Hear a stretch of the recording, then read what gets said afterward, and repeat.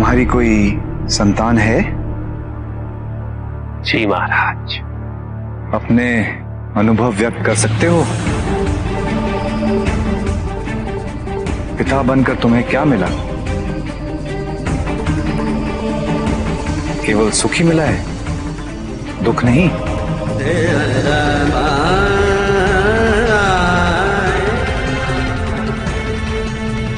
सुख मिला, दुख मिला,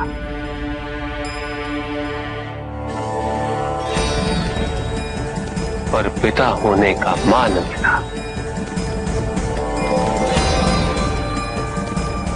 दो पुत्र हैं मेरे, एक पुत्री है मेरी। उनके पिता होने का सम्मान मिला।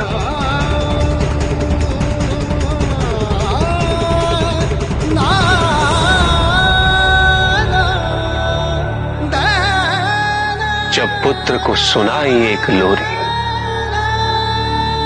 सुखद निद्रा का दान मिला। पिता होने का सम्मान मिला।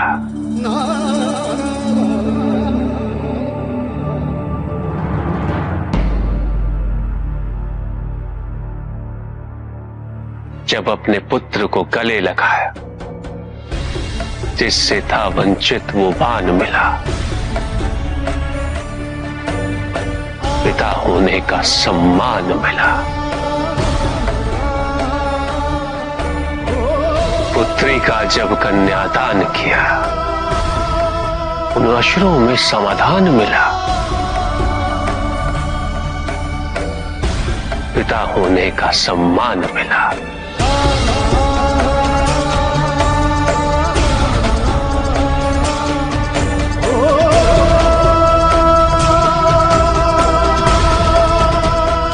पूछते हैं राजन कि मुझे क्या मिला?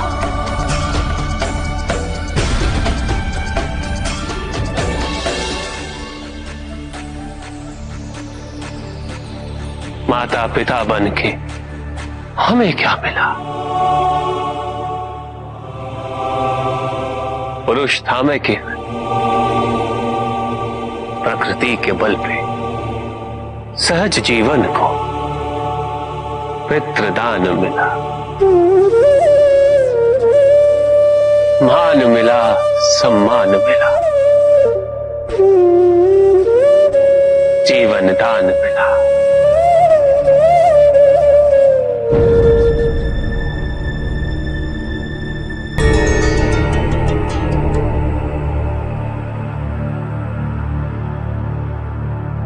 मैं आज अपने सारे जन्मों के प्रति कृतज्ञ हूं। न जाने मैंने कौन से पुण्य किए हैं जो आज मुझ संतान विहीन को मार्ग दिखाने एक ऐसे पिता पधारे जो स्वयं किसी भी प्रकार के बंध और निर्बंध की पराकाष्ठा।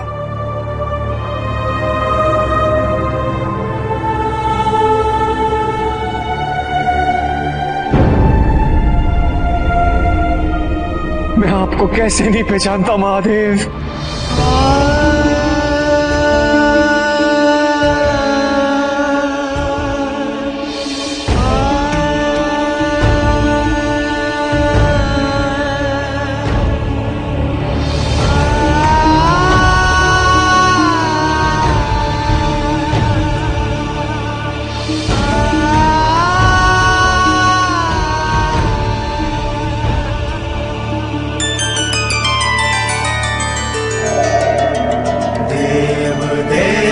महादेव शिवा, देव देव महादेव शिवा। उठिए राजा श्री जनक, देव देव उठिए रानी सुनैना।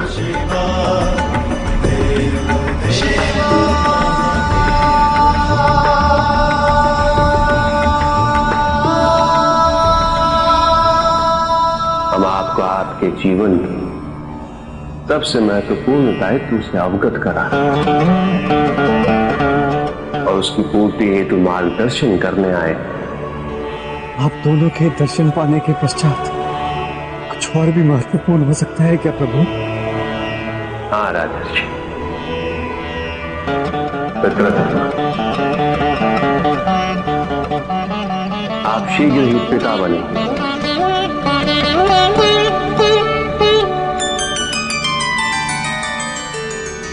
आपको संतान के सुख की अनुभूति होने वाली है।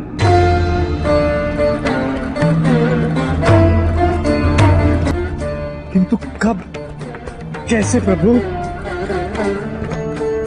इस भूमि को देखिए राजा, ये भूमि बंजर इसीलिए है क्योंकि इस भूमि के राजा असक्ति के मार्ग में इतने दूर निकल आए कि संतुलन स्थापित हो गया। आपको संतुलन वापस लाना है। अपने पौरुष में प्रकृति को भूलना उचित नहीं है राजा। अपनी उर्वरक भूमि को जोत में जला। प्रकृति से ही आपकी पुत्री का जन्म होने वाला है।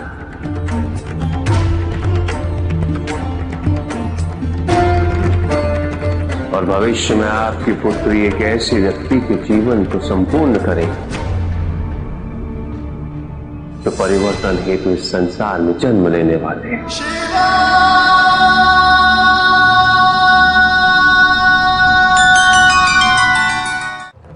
किंतु वो व्यक्ति कौन होंगे प्रभु? वही जो पुरुषों में उत्तम हो,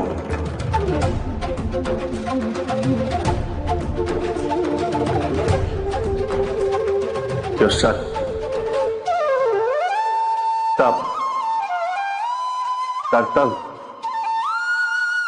त्याग, प्रेम, समर्पण और मर्यादा पालन की पराकाष्ठा बने। मानव जगत के आदर्श जीवन का पथ प्रदर्शित करे।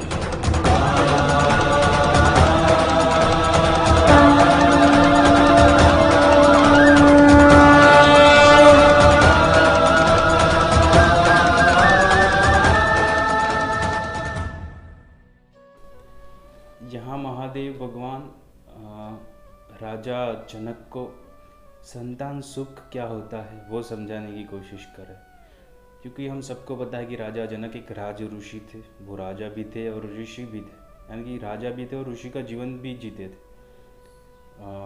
वो राजा बन के अपने कर्तव्य निभाते थे और साथ ही में ऋषि का जीवन भी व्यतीत करते, मोह माया से दूर रहते। इसीलिए वो जो संबंध होते उसको एक बंधन मानते थे कि संबंध बंधन एक ही है, यानी कि उनको बंधन मानते। लेकिन महादेव भगवान ने कहा वो अलग है, एक नहीं।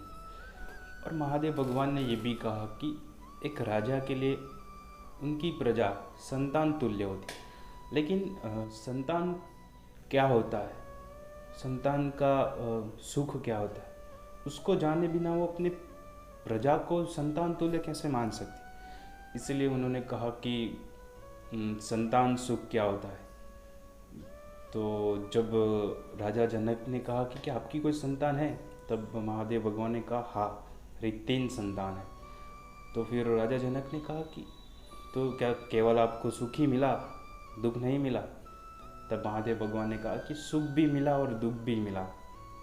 जब मैंने अपने बेटे को लोरी सुनाई तो मुझे एक अलग प्रकार का सुख मिला।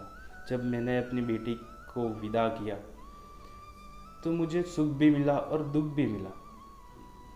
जब मैंने अपने पुत्र को आशीर्वाद दिए तब भी मुझे एक अलग आनंद प्राप्त हुआ, अलग सुख प्राप्त हुआ। और उन्होंने ये भी कहा कि हम दोनों माता पिता बनकर, हम दोनों को माता पिता बनकर जीवन दान मिला। तो ये सारी बातें महादेव भगवान ने राजा जनक को और वहाँ जो भी उपस्थित हैं उन सभी लोगों को समझाई। सभी लोगों के आंखों में आंसू आ गए। और महादेव भगवान यहाँ राजा जनक को यह समझाने की कोशिश करे कि हर एक के अपने अपने दायित्व होते हैं, मेरी पत्नी के, आपके, एक राजा के, सभी लोग, और वो उन्हें निभाने ही चाहिए। और फिर राजा जनक समझ गए कि ये महादेव है, क्योंकि वो महादेव के बहुत बड़े भक्त थे। और फिर उन्होंने महादेव भगवान से माफ़ी मांगी कि मुझे माफ़ कर देना कि मैं आपको नहीं जान पाया। और फिर महादेव भगवान ने कहा कि अब जल्दी पिता बनने वाले हो। तो राजा जनक ने कहा कि कब और कैसे।